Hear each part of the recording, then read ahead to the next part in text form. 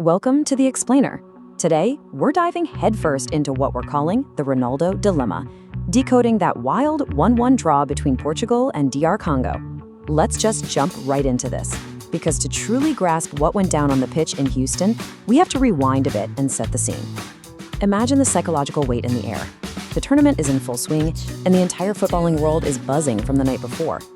I mean, talk about a tale of two nights, right? Just 24 hours before Portugal kicked off, a 38-year-old Lionel Messi puts on an absolute masterclass.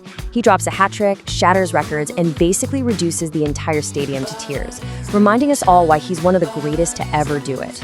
Then, the very next day, a 41-year-old Cristiano Ronaldo steps onto the pitch. He gets two massive chances, he misses both of them, and he finishes with 0 goals. That jarring contrast really perfectly sets the stage for the dilemma we're unpacking today. And this whole situation really boils down to one massive, heavy reality: 10. Cristiano Ronaldo has now gone 10 consecutive games without scoring a single goal at major international tournaments. Let that sink in for a second. For a guy whose entire legacy, literally his entire brand, is built on ruthless, inevitable goal scoring, this is the longest drought of his entire international career. It's this massive shadow looming over every single touch he takes. Which brings us to part 1, the weight of the moment. We're going to look at the history, the expectations, and of course, that lingering rivalry. Because honestly, before he even touched the ball, Ronaldo was already making history. At 41 years and 132 days old, he became the oldest outfield player to ever start a World Cup match. Plus, this was his 23rd World Cup appearance, which ties him for 4th all-time with the legendary Paolo Maldini. So the world's eyes were glued to him, not just because he's Ronaldo, but because his literal presence on the pitch was a historic milestone. But heavy is the head that wears the crown. With all that history comes an insane amount of expectation. Look at what the rest of the world's elite strikers were doing in that exact same window. Erling Haaland and Kylian Mbappe both bagged braces. Messi scored his hat trick. The standard was set so incredibly high. The stage was perfectly primed for a defiant signature Ronaldo response to the world. But as we saw, that response just never arrived. Moving on to part 2, a historic first half. We saw some brilliant early promise and an unbelievable 52-year wait finally coming to an end.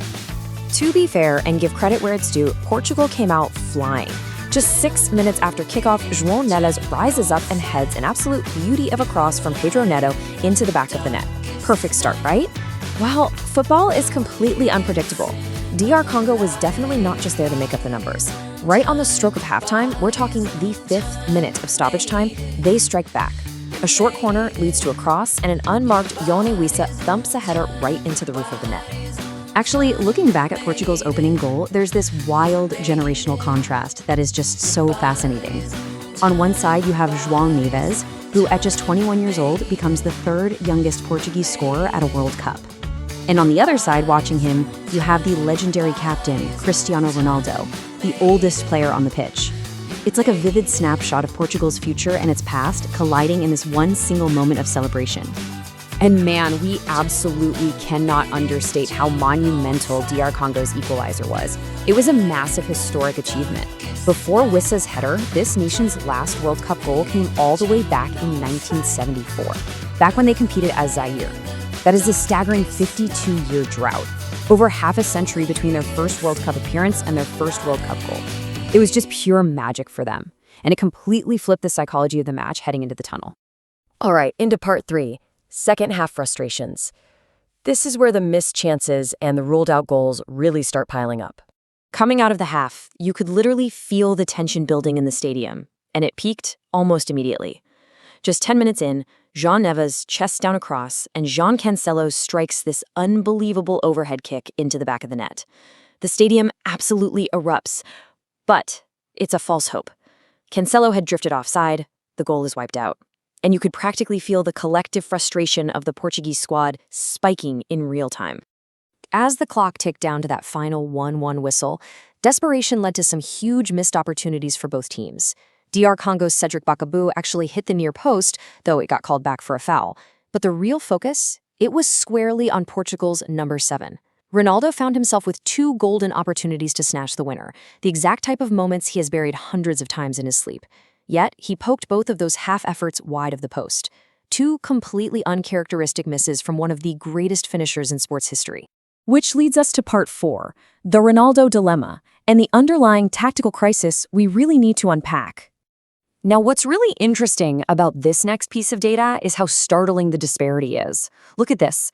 Bernardo Silva, who is basically the creative engine for Portugal, had 26 touches before he was subbed off at halftime.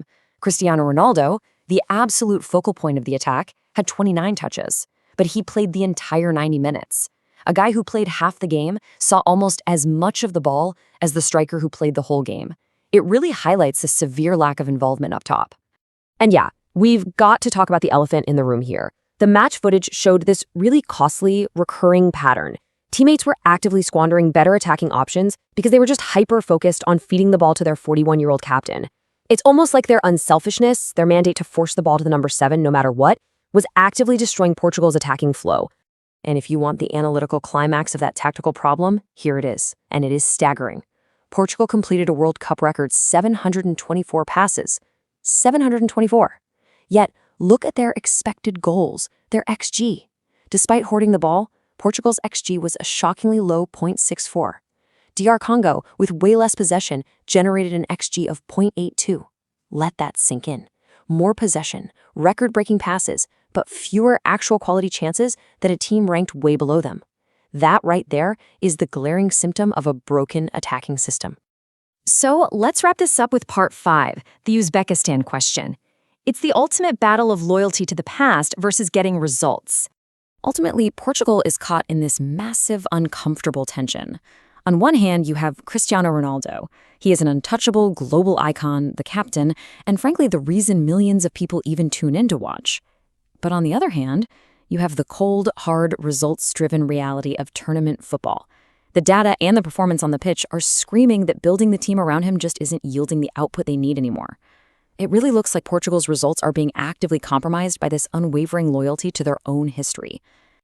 Which leaves manager Roberto Martinez with a monumental, incredibly difficult decision to make, and it leaves us with this final, looming question. Should Ronaldo start against Uzbekistan? Dropping him would undoubtedly be the most controversial decision of the entire tournament. But when you look at the scoreboard from this week, Messi with 3, Ronaldo with 0, and you factor in the tactical breakdown we just walked through, it's a question you literally can't ignore anymore. So what do you think the right move is for Portugal?